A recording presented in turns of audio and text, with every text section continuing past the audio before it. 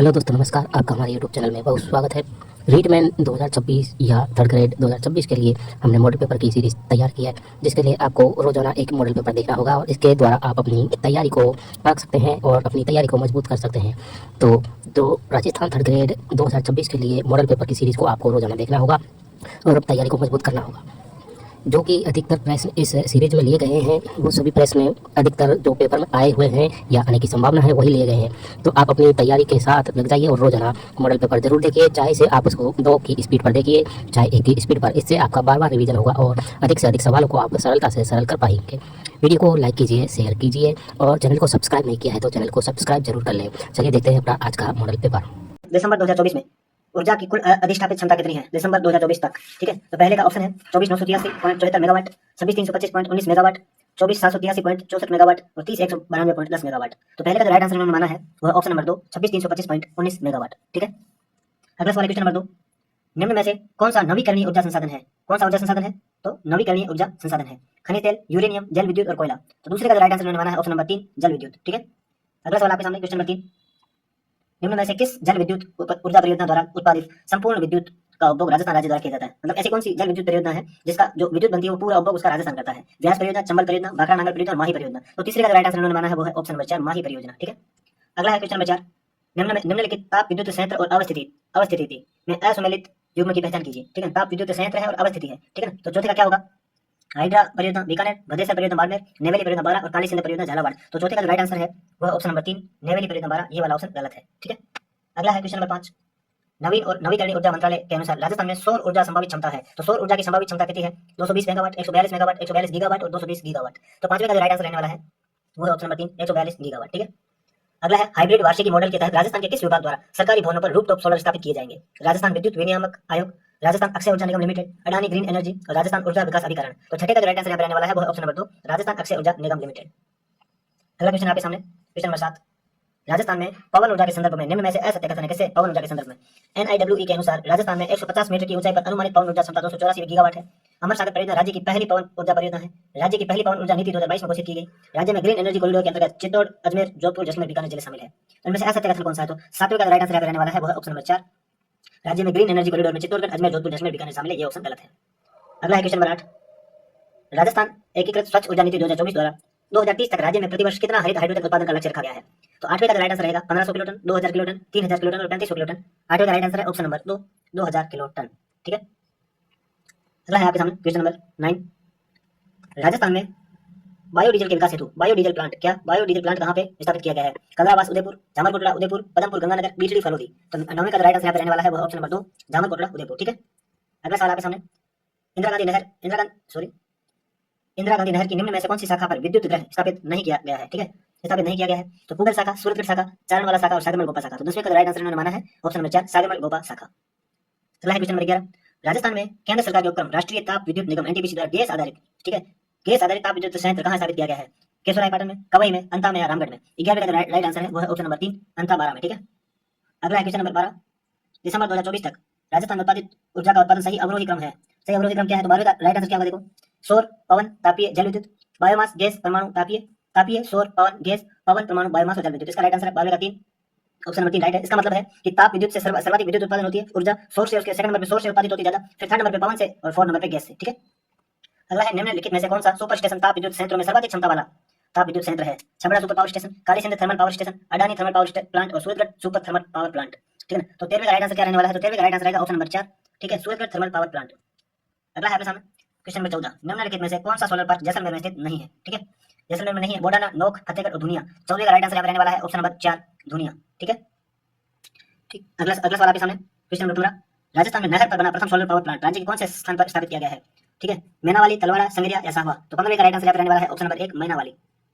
अगला है question number 16, नवीन और नवीकरणीय ऊर्जा मंत्रालय भारत सरकार की सोलर पार्क योजना के अंतर्गत कितने सोलर पार्क राजस्थान में स्थापित किए गए? राजस्थान में कितने सोलर पार्क स्थापित किए जाएंगे? 4, 5, 6 और इनमें से कोई नहीं। तो 16 का राइट आंसर रहेगा यहाँ पे ऑप्शन नंबर 2 5 सोलर पार्क स्थापित किए जाएंगे।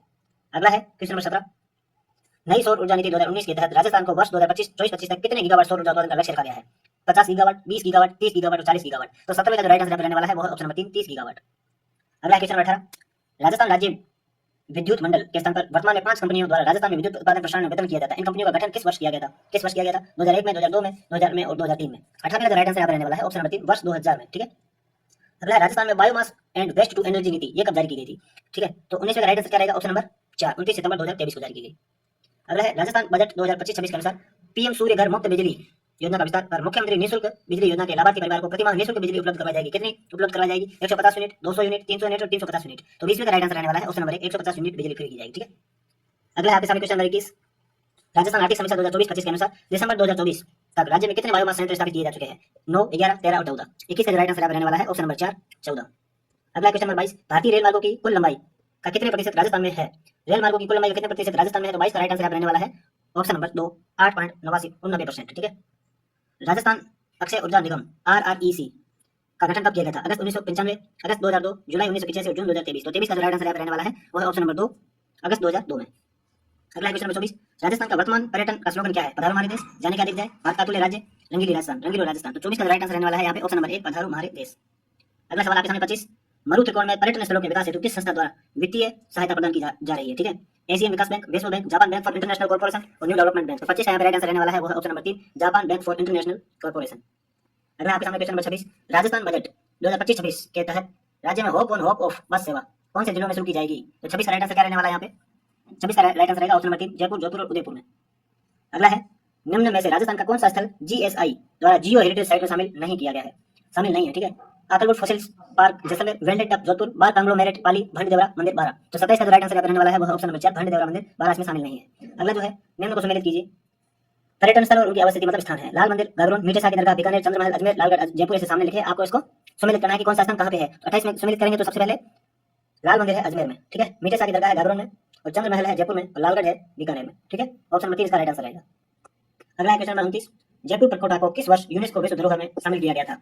किस वर्ष किया गया था? 2010, 2013, 2015 और 2019। 29 का राइट आंसर रहने वाला है ऑप्शन नंबर 4 2019 में। ठीक है, अगला है ट्रेवल पत्रिका कोडोनास द्वारा the best train trips in the world 2024 readers choice award के तहत राजस्थान की किस शाही रेलगाड़ी को दुनिया की नंबर 1 लग्जरी ट्रेन घोषित किया गया है? Heritage on wheels, royal Rajasthan on wheels, heritage palace on wheels, royal Orient express. तो 30वें का राइट आंसर रहेगा option number 3 palace on wheels, जिसको हेरिटेज पैलेस ऑन व्हील्स कहते हैं। अगला है निम्न में से असम्मिलित युग्म को छांटिए। किसको? असम्मिलित युग्म को छांटिए। ठीक है, थार महोत्सव बाड़मेर में है, कुमारगंज महोत्सव राजसमंद में है, वृक्ष महोत्सव खैचरली में और मरु महोत्सव जैसलमेर में। 21 का जो असम्मिलित होगा वो है ऑप्शन नंबर 1 थार महोत्सव बाड़मेर। ठीक है, अगला है क्वेश्चन नंबर 32। निम्न में से कौन सा तीर्थ सर्किट शामिल नहीं है? कौन सा इनमें से तीर्थ सर्किट में शामिल नहीं है? आपको बताना है इनमें से कौन सा शामिल नहीं है। ठीक है, अजमेर, नाथद्वारा, महावीर जी और सरिस्का, इनमें से कौन सा शामिल नहीं है? तो 32 का राइट आंसर रहने वाला है वो है ऑप्शन नंबर 4 सरिस्का नहीं है। अगला सवाल आपके सामने क्वेश्चन नंबर 33। राजस्थान पर्यटन वर्ष 2024 में राज्य का कौन सा जिला शीर्षस्थ पर्यटन स्थल का केंद्र रहा? ठीक है, 2024 में शीर्षस्थ मतलब सबसे टॉप का पर्यटन स्थल कौन सा केंद्र रहा? तो 33 का राइट आंसर इन्होंने माना है ऑप्शन नंबर 2 सीकर। अगला है मार्च 2024 तक राजस्थान में सड़कों की कुल लंबाई कितनी है?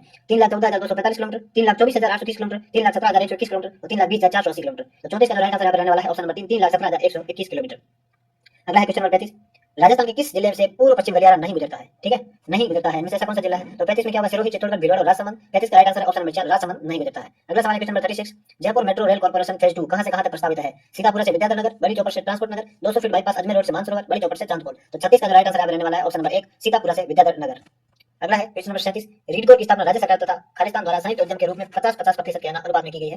ठीक है, तो 37 का राइट आंसर क्या होगा? NHEI, L&T कंपनी, IL व FS BRO। तो 37 का राइट आंसर इन्होंने माना है ऑप्शन नंबर 3 IL व FS। ठीक है, अगला है राजस्थान में स्थित कौन सा एक भूमिगत हवाई अड्डा है? उत्तरलाई बाड़मेर, जैसलमेर हवाई अड्डा जैसलमेर, नाल हवाई अड्डा बीकानेर, किशनगढ़ हवाई अड्डा किशनगढ़। 38 का राइट आंसर रहने वाला ऑप्शन नंबर 3 नाल हवाई अड्डा बीकानेर। अगला है राजस्थान का कौन सा रेल मंडल पश्चिम मध्य रेलवे जोन के अंतर्गत आता है? पश्चिम मध्य रेलवे अजमेर, कोटा, जोधपुर, बीकानेर। तो 39 का right answer option number 2 Kota.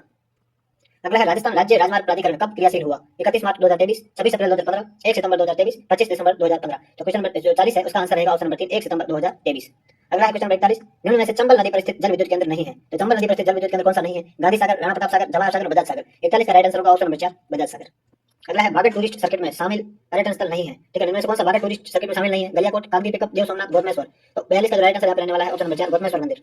अगला है क्वेश्चन नंबर 43। प्रसाद योजना के तहत केंद्र सरकार द्वारा राजस्थान के किन स्थलों को संयुक्त रूप से शामिल किया गया था? अजमेर व नाथद्वारा, जयपुर उदयपुर, अजमेर व पुष्कर, नाथद्वारा व डूंगरपुर। तो 43 का राइट आंसर है ऑप्शन नंबर 3 अजमेर व पुष्कर।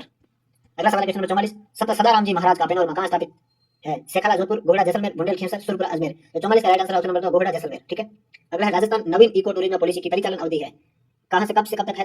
31 मार्च 2024 से 2030 तक, 15 जुलाई 2021 से 2030 तक, 31 मई 2024 से 2035 तक और 9 सितंबर 2020 से 2030 तक। तो 45 का राइट आंसर है ऑप्शन नंबर 3 31 मई 2024 से 2035 तक। अगला है निम्न में से 1540 में रचित ग्रंथ जिसमें अलाउद्दीन खिलजी का व मेवाड़ शासक रतन सिंह के मध्य हुए युद्ध का वर्णन है। सकत रासो, पद्मावत, अमर सागर, अमीरनामा। तो 46 या 46 का जो right answer option number 2 Padmaavat. अगला है क्वेश्चन नंबर 47, निम्न में से जयानक द्वारा रचित पृथ्वीराज विजय नामक ग्रंथ किस भाषा में लिखा गया है? तो पृथ्वीराज विजय किस भाषा में लिखा गया है? डिंगल, संस्कृत, हिंदी, उर्दू। तो 47 का right answer option number 2 Sanskrit. अगला है क्वेश्चन नंबर 48, निम्न में से रचना व लेखक का कौन सा युग्म सही सुमेलित नहीं है? इनमें से सुमेलित नहीं है कौन सा? हंसतोड़ा, उठार और सोच, गुण भाषा, बुद्धि रासो और बारीक बात। ठीक है, 48 का क्या राइट आंसर रहेगा? 48 का राइट आंसर ऑप्शन नंबर 3 बुद्धि रासो, ये सुमेलित नहीं है। ठीक है, अगला है निम्न में से राजस्थानी भाषा साहित्य एवं संस्कृति अकादमी की स्थापना किस वर्ष की गई? तो 49 का राइट आंसर 1958, 1980, 1983 और 2006। तो 49 का राइट आंसर ऑप्शन नंबर 3 1983 में। अगला सवाल आपके सामने क्वेश्चन नंबर 50, निम्न में से पुस्तक प्रकाश साहित्य संस्था कहाँ स्थित है? जोधपुर, आमेर, उदयपुर, बीकानेर। 50 का राइट आंसर रहने वाला है यहाँ पे ऑप्शन नंबर 1 जोधपुर में।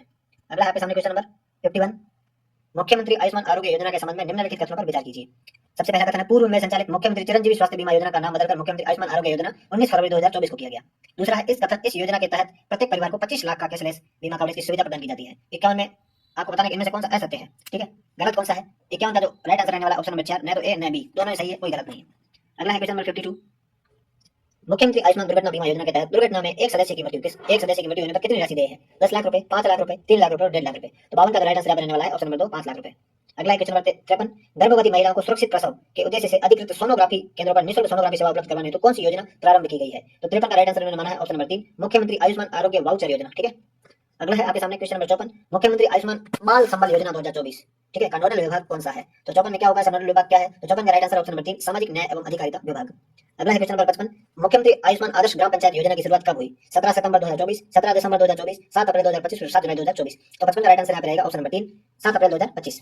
अगला है क्वेश्चन नंबर 56, रसोई गैस सिलेंडर सब्सिडी योजना के तहत पात्र परिवारों को कितने रुपए में गैस सिलेंडर उपलब्ध करवाया जा रहा है? तो 56 का राइट आंसर है ऑप्शन नंबर 2 450 रुपए। अगला है प्रधानमंत्री मातृ वंदना योजना के तहत राजस्थान में दिव्यांग महिलाओं को कितनी सहायता राशि दी जा रही है? तो 57 में राइट आंसर है ऑप्शन नंबर 3 10,000 रुपए सहायता राशि दी जा रही है। अगला है क्वेश्चन नंबर 58, कालीबाई भील उड़ान योजना के तहत राजस्थान की किस आयु वर्ग की महिलाओं एवं बालिकाएं पात्र है? 58 का राइट आंसर क्या रहेगा? ऑप्शन नंबर बी 58 का ऑप्शन नंबर 2 10 से 45 वर्ष तक। ठीक है, अगला है क्वेश्चन नंबर 59, सभी जिला मुख्यालय पर महिलाओं को उनकी मनोवैज्ञानिक, आर्थिक और सामाजिक समस्याओं पर निःशुल्क परामर्श देने के लिए कौन सा केंद्र संचालित है? महिला सुरक्षा केंद्र एवं सलाह केंद्र, सामर्थ्य केंद्र, पन्नादाय सुरक्षा एवं सम्मान केंद्र, महिला शक्ति केंद्र। तो 59 का राइट आंसर ऑप्शन नंबर 3 पन्नादाय सुरक्षा एवं सम्मान केंद्र। अगला है क्वेश्चन नंबर 60, निम्नलिखित में से कौन सी श्रेणी पालनहार योजना के तहत पात्र बच्चों को श्रेणी में शामिल नहीं है? न्यायिक प्रक्रिया से मृत्युदंड प्राप्त माता पिता की संतान, कुष्ठ रोग से पीड़ित माता पिता के बच्चे, एड्स पीड़ित माता पिता की संतान और लघु एवं सीमांत किसान माता पिता की संतान। तो 60 का राइट आंसर है ऑप्शन नंबर 4 लघु एवं सीमांत किसान। अगला है question number 61, doctor Savitaben Ambedkar अंतरजातीय विवाह योजना के तहत देय राशि में केंद्र का हिस्सा कितना है? 61 का राइट आंसर रहने वाला है ऑप्शन नंबर 1 1.25 लाख रुपए। अगला है क्वेश्चन नंबर 62, एग्री स्टे योजना की शुरुआत राजस्थान में किस जिले में पायलट प्रोजेक्ट चलाकर की गई? सीकर, जयपुर, चूरू और बाड़मेर। 62 का right answer option number 1 Sikar से। अगला है क्वेश्चन नंबर 63, प्रधानमंत्री फसल बीमा योजना के तहत खरीफ फसल हेतु कृषकों द्वारा कितना प्रतिशत प्रीमियम वहन किया जाता है? 1.5%, 2%, 3% और 5%। 63 का राइट आंसर रहने वाला है ऑप्शन नंबर 2%। अगला है क्वेश्चन नंबर 64, गोवर्धन जैविक उर्वरक योजना के संदर्भ में असत्य कथन की पहचान करनी है। ठीक है, इस योजना का नोडल विभाग कृषि विभाग है। इसके तहत पात्रता हेतु कृषक के पास कृषि योग्य भूमि का स्वामित्व होना चाहिए, कृषक के पास कम से कम 10 गोवंश होना चाहिए और राजस्थान बजट 2025-26 में राज्य सरकार ने इस योजना के तहत 50,000 कृषकों को लाभान्वित करने की घोषणा की है। तो 64 का राइट आंसर है ऑप्शन नंबर 3 कृषक के पास कम से कम 10 गोवंश होना चाहिए, ये असत्य है। अगला असम्मिलित युग्म की पहचान कीजिए, कौन सी योजना किस विभाग द्वारा चलाई जाती है? ठीक है, मुख्यमंत्री कोरोना सहायता योजना सामाजिक न्याय एवं अधिकारिता विभाग, बिल्कुल ठीक है। किशोरी बालिका योजना महिला एवं बाल विकास विभाग, ये भी ठीक है और ये भी ठीक है। मुख्यमंत्री आयुष्मान आदर्श ग्राम पंचायत योजना पंचायती राज विभाग, ये करेक्ट नहीं है। मुख्यमंत्री मृदा शक्ति संवर्धन योजना कृषि विभाग। तो तीसरा इसका असम्मिलित है। अगला क्वेश्चन आपके सामने क्वेश्चन नंबर 66, तो 66 नंबर क्वेश्चन है, रामजल सेतु लिंक परियोजना, एक सेकंड, रामजल सेतु लिंक परियोजना के तहत माहलपुर बैराज किस नदी पर बनाया जाएगा? कौन सा माहलपुर बैराज किस नदी पर बनाया जाएगा? कुन्नू नदी, कूल नदी, काली सिंध नदी और पार्वती नदी। तो 66 का राइट आंसर है ऑप्शन नंबर 4 पार्वती नदी। अगला क्वेश्चन नंबर 67, राजस्थान के किसानों को मुख्यमंत्री किसान सम्मान निधि योजना के तहत कितनी वित्तीय सहायता प्रदान की जा रही है? 2000, 3000, 6000, 9000 रुपए। तो 67 का राइट आंसर रहने वाला है ऑप्शन नंबर 2 3000 रुपए। अगला क्वेश्चन नंबर 68, निम्नलिखित में से कौन सी योजना राजस्थान सरकार की सामाजिक न्याय और अधिकारिता विभाग से संबंधित नहीं है? ठीक है, नवजीवन योजना, मुख्यमंत्री कन्यादान योजना, मुख्यमंत्री अनुवर्ती कोचिंग योजना और शुभ शक्ति योजना। 68 का राइट आंसर यहाँ रहने वाला है ऑप्शन नंबर 4 शुभ शक्ति योजना। अगला है क्वेश्चन नंबर 69, मुख्यमंत्री मंगला पशु बीमा योजना के संदर्भ में असत्य कथन की पहचान कीजिए। यह योजना 13 दिसंबर 2024 को प्रारंभ हुई। योजना का क्रियान्वयन ट्रस्ट मोड पर राज्य बीमा एवं प्रावधायी निधि विभाग द्वारा किया जाना है। बीमा के लिए एक कैटल यूनिट पशु की अधिकतम कीमत 50,000 रुपए होगी और इस योजना के अंतर्गत बकरी की बीमा हेतु उम्र 1 वर्ष से 60 वर्ष तक तय की गई है। तो 69 का राइट आंसर रहने वाला है ऑप्शन नंबर 3। ठीक है, क्वेश्चन नंबर 70, बर्तन बैंक योजना के तहत राज्य का पहला बर्तन बैंक किस जिले में खोला गया है? बारा, कोटा, बांसवाड़ा, सीकर। तो 70 का राइट आंसर रहने वाला ऑप्शन नंबर 2 कोटा में। अगला है क्वेश्चन नंबर 71, 50% से अधिक अनुसूचित जाति की आबादी वाले गांव में आधारभूत संरचना विकास कार्य हेतु बाबा साहेब अम्बेडकर संबल योजना कब प्रारंभ की गई? 71 का राइट आंसर रहने वाला है ऑप्शन नंबर 3 14 अप्रैल 2025 को। अगला है क्वेश्चन नंबर 72, प्रधानमंत्री जनजाति आदिवासी न्याय महाअभियान के तहत राजस्थान के 12 जिले की किस जनजाति को शामिल किया गया है? ठीक है, किस जनजाति को शामिल किया गया है? गरासिया, सहरिया, भील और डामोर। तो 72 का right answer option number 2 Sahariya. अगला क्वेश्चन नंबर 73, महात्मा गांधी राष्ट्रीय ग्रामीण रोजगार गारंटी योजना के संदर्भ में निम्नलिखित कथनों पर विचार कीजिए। इसके तहत ग्रामीण क्षेत्र में प्रत्येक परिवार के प्रत्येक वयस्क सदस्य जो अकुशल शारीरिक श्रम करने को तैयार है, कोई वित्तीय वर्ष के दौरान 100 सुनिश्चित रोजगार उपलब्ध कराया जाता है। इसमें ग्राम सभा के चयन तथा वार्षिक कार्य योजना तैयार करने हेतु मुख्य रूप से अधिकृत है। ठीक है, उपयुक्त में से सत्य कथन की पहचान कीजिए। सत्य कथन कौन सा है? तो 73 का राइट आंसर यहाँ पे रहने वाला है ऑप्शन नंबर 2, केवल बी सत्य है। अगला है क्वेश्चन नंबर 74, अमृत सरोवर योजना के तहत प्रत्येक जिले में कितने अमृत सरोवरों का निर्माण और पुनरुद्धार का लक्ष्य रखा गया है?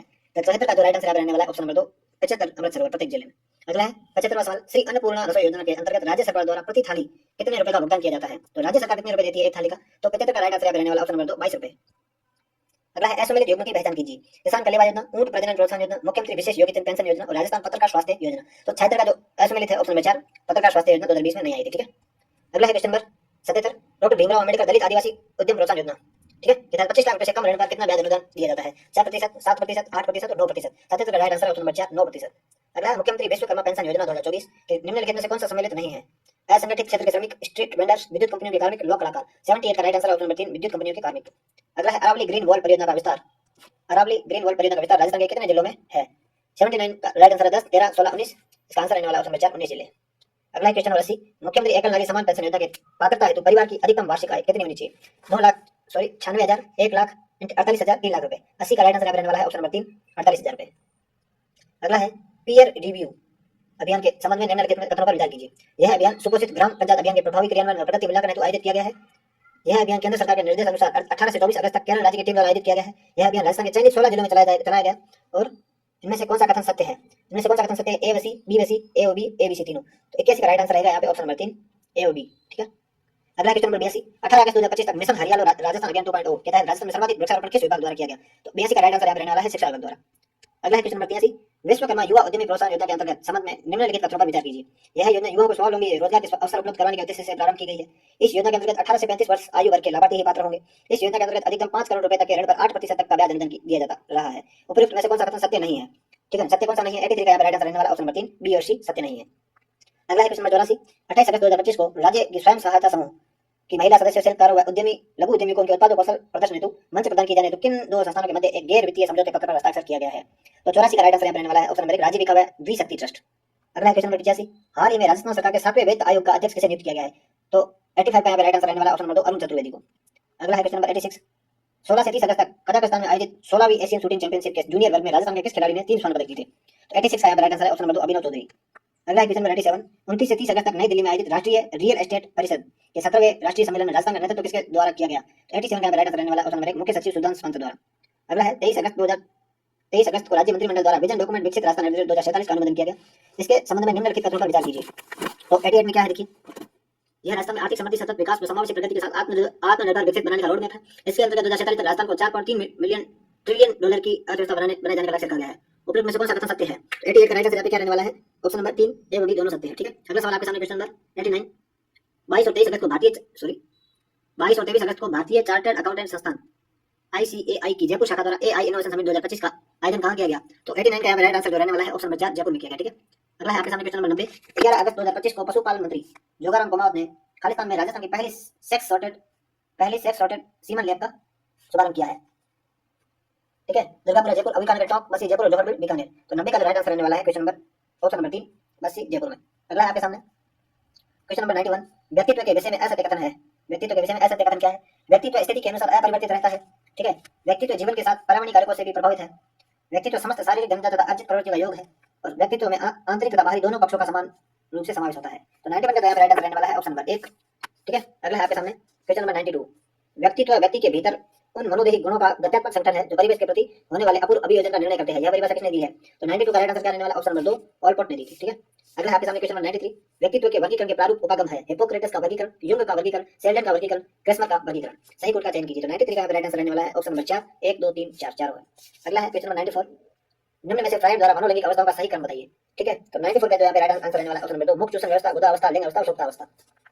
अगला है क्वेश्चन नंबर 95, निम्नलिखित में से कौन समयात्मक रूप से स्थिर, तनाव मुक्त तथा समायोजित करने वाला एवं सामान्य उपलब्धि की योग्यता रखते हैं? Type A, type B, type C और कोई नहीं। 95 का right answer option number 2, type B.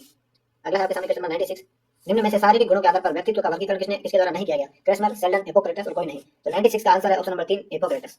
अगला है क्वेश्चन नंबर 97, समाज नीति परीक्षण के जन्मदाता है JL मोरेनो, वुडवर्थ, केटल और ब्रायड। 97 का right answer option number 1, JL Moreno. अगला है आपके सामने क्वेश्चन नंबर 98, निम्नलिखित में से कौन सा कथन प्रासंगिक अंतर्बोध परीक्षण की सही व्याख्या करता है? इसमें कुल 31 कार्ड का प्रयोग किया जाता है। 30 कार्डों पर चित्र एक कार्ड खाली होता है। यह परीक्षण 4 चरणों में होता है। टीएटी का भारतीय संस्करण बी के पास द्वारा तैयार किया गया और प्रासंगिक अंतर्बोध परीक्षण व्यक्तित्व को मापने की प्रयोगात्मक विधि है। तो 98 का राइट आंसर है वह ऑप्शन नंबर 1। ठीक है, अगला है क्वेश्चन नंबर 99। ऑलपोर्ट के व्यक्तित्व का शील गुणों का सिद्धांत। ठीक है, इससे संबंधित व्यक्ति का प्रबल वह गुण जो छिपाया नहीं जा सकता, जैसे महात्मा गांधी का सत्य अहिंसा का गुण। इस गुण को किस व्यक्तिगत प्रवृत्ति में रखा जाएगा? केंद्रीय प्रवृत्ति, प्रधान प्रवृत्ति, गौण प्रवृत्ति और सामान्य प्रवृत्ति। तो 99 का राइट आंसर रहने वाला है वह ऑप्शन नंबर 2, प्रधान प्रवृत्ति। अगला है क्वेश्चन नंबर 100। मनोविश्लेषणवाद से संबंधित असत्य है। अचेतन हमारे विचार व्यवहार का 90% भाग प्रभावित करता है। इदम वास्तविक का संबंध सिद्धांत पर कार्य करता है। एडिपस इलेक्ट्रा का संबंध लैंगिक अवस्था से है। संतुलित व्यक्तित्व वही है जिसका अहम शक्तिशाली हो। तो 100 का राइट आंसर रहने वाला है क्वेश्चन नंबर 100 का राइट आंसर ऑप्शन नंबर 2। ठीक है, अगला है क्वेश्चन नंबर 101। सीताराम को परीक्षा में बैठते समय चिंता हो रही है। ठीक है, यदि वह परीक्षा देगा तो असफल हो जाएगा, यदि परीक्षा नहीं देता तो पूरा वर्ष खराब हो जाएगा। राहुल का द्वंद्व कैसा है? Approach, avoidance, approach, double approach, avoidance. ठीक है, तो 101 का जो राइट आंसर रहने वाला है ऑप्शन नंबर 2, अवॉइडेंस। अगला है निम्नलिखित में युक्तिकरण का उदाहरण नहीं है। ठीक है, महंगी घड़ी ना खरीद पाने पर व्यक्ति कहे कि डॉक्टर तो सारी एक सा बताती है। प्रेम प्रसंग के टूटने पर एक लड़की कहे कि ठीक हुआ, वो मेरे लायक नहीं था। नौकरी ना लगने पर एक लड़का बोले कि आजकल सिर्फ सिफारिश से काम होता है। परीक्षा की तैयारी करता हुआ लड़का बोले देखना परीक्षा अभी 5 महीने खिंचेगी और हमें 4 महीने का और टाइम मिलेगा। 102 का जो राइट आंसर रहने वाला है वो ऑप्शन नंबर 4। अगला है क्वेश्चन नंबर 103। समायोजित व्यक्ति का लक्षण है। उसे हर बार की चिंता सताती है, वह अपनी कमियों को जानता है, वह धीरज नहीं रख पाता, वह विफलता से विचलित हो जाता है। 103 का राइट आंसर है ऑप्शन नंबर 2। अगला है क्वेश्चन नंबर 104। समायोजन की अप्रत्यक्ष युक्ति नहीं है।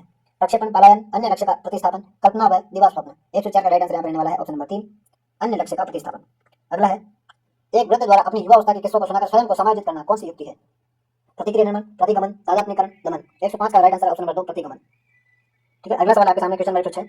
निम्न में से असम्मिलित युग्म का चयन कीजिए। निगमन विधि, आगमन विधि, प्रश्नावली विधि और पर्यवेक्षित अध्ययन विधि। असम्मिलित कौन सा है? 106 का राइट आंसर ऑप्शन नंबर 2, आगमन विधि। अगला है क्वेश्चन नंबर 107।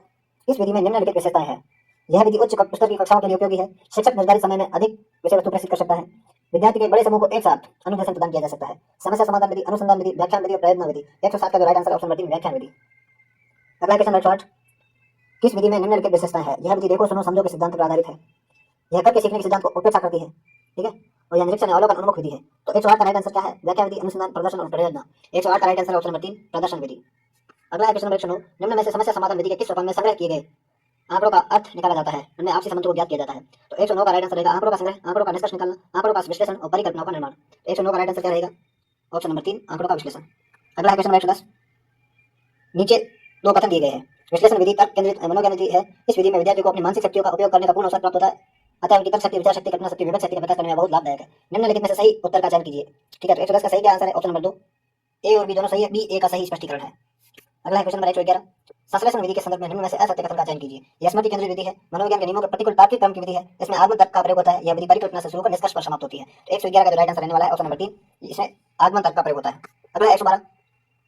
निम्न में से अनुसंधान विधि के सिद्धांत है। करके सीखने का सिद्धांत, उपयोगिता का सिद्धांत, स्वतंत्रता का सिद्धांत, तार्किक चिंतन एवं अंतर्दृष्टि का सिद्धांत, वैज्ञानिकता एवं मनोवैज्ञानिकता का सिद्धांत। 112 का राइट आंसर क्या रहने वाला है? ऑप्शन नंबर 4, 1, 2, 3, 4 और 5। ठीक है, अगला आपके सामने क्वेश्चन नंबर 113। निम्न में से निगमन विधि में प्रयुक्त होने वाला शिक्षण सूत्र नहीं है। सामान्य से विशिष्ट, प्रत्यक्ष से प्रमाण, सूक्ष्म से स्थूल और अज्ञात से ज्ञात। 113 का राइट आंसर ऑप्शन नंबर 2, प्रत्यक्ष से प्रमाण। अगला क्वेश्चन नंबर 114। ठीक है, सूची 1 को सूची 2 में सम्मिलित करना है। तो 114 का राइट आंसर यहाँ पे क्या होगा? देखो, रेखीय अभिक्रमित अनुदेशन, बीएफ स्किनर, साखीय अभिक्रमित अनुदेशन, नॉर्मन क्राउडर, मैथमेटिक्स अभिक्रमित अनुदेशन, टीएफ गिलबर्ट और कंप्यूटर साइंस अनुदेशन, लॉरेंस स्टूलर। ऑप्शन नंबर 4 का राइट आंसर रहने वाला ये वाला। ठीक है, 4। अगला क्वेश्चन नंबर 115। अभिक्रमित अनुदेशन के प्रकार एवं उनके प्रमुख लक्ष्यों के संदर्भ में निम्नलिखित में से कौन सा युग्म संगत है? इनमें से कौन सा युग्म संगत है? 115 का राइट आंसर रहेगा ऑप्शन नंबर 2, साखी अभिक्रमित अनुदेशन, निदान एवं उपचार करना, ये संगत है। अगला है क्वेश्चन नंबर 116। निम्न में से कौन सी विधि में शिक्षक द्वारा कक्षा छात्रों के वर्ग का उस समय निरीक्षण किया जाता है जब वे अपने डेस्क या मेजों पर कार्य करते रहते हैं? 116 का राइट आंसर यहाँ पे रहने वाला है ऑप्शन नंबर 1, पर्यवेक्षित अध्ययन विधि। अगला है आपके सामने क्वेश्चन नंबर 117। इस विधि में निम्नलिखित विशेषताएं हैं। यह अवलोकन से शुरू होती है, यह परिकल्पना विकास की ओर ले जाती है, यह विशिष्ट से सामान्य की ओर बढ़ती है और यह खोज विधि है। ये किसकी विशेषताएं हैं? तो 117 का राइट आंसर रहने वाला है ऑप्शन नंबर 1, यह आगमन विधि की विशेषता है। अगला क्वेश्चन नंबर 118। निम्न में से कौन सा आगमन विधि से संबंधित नहीं है? ठीक है, अगला अमूर्त से मूर्त, अनुभव से तर्क, विशिष्ट से सामान्य और उदाहरण से सामान्यकरण। 118 का राइट आंसर रहेगा ऑप्शन नंबर 1, अमूर्त से मूर्त। अगला 119। एक शिक्षक छात्रों को छोटे छोटे समूहों में काम करने के लिए कहता है। ठीक है, ताकि वे विभिन्न त्रिभुजों के कोणों को प्रोट्रैक्टर से मापकर एक क्रियाशील प्रयोग कर अपने निष्कर्ष को रिकॉर्ड करके फिर रिपोर्ट प्रस्तुत कर सके। कौन सी शिक्षण विधि का उपयोग किया जा रहा है? 119 का राइट आंसर रहने वाला है ऑप्शन नंबर 3, प्रयोगशाला विधि। अगला क्वेश्चन नंबर 120। किस विधि में निम्नलिखित विशेषताएं हैं? स्वायत्त अध्ययन की आदत का निर्माण होता है, विषय वस्तु क्रमबद्ध होने के कारण छात्रों के पढ़ने के दृष्टिकोण का विकास होता है, स्मरण शक्ति का विकास होता है। ठीक है, तो ये किसमें है? 120 का राइट आंसर ऑप्शन नंबर 4, पाठ्य पुस्तक विधि। अगला 121। निम्न में से प्रायोजन विधि के आधारभूत सिद्धांत है।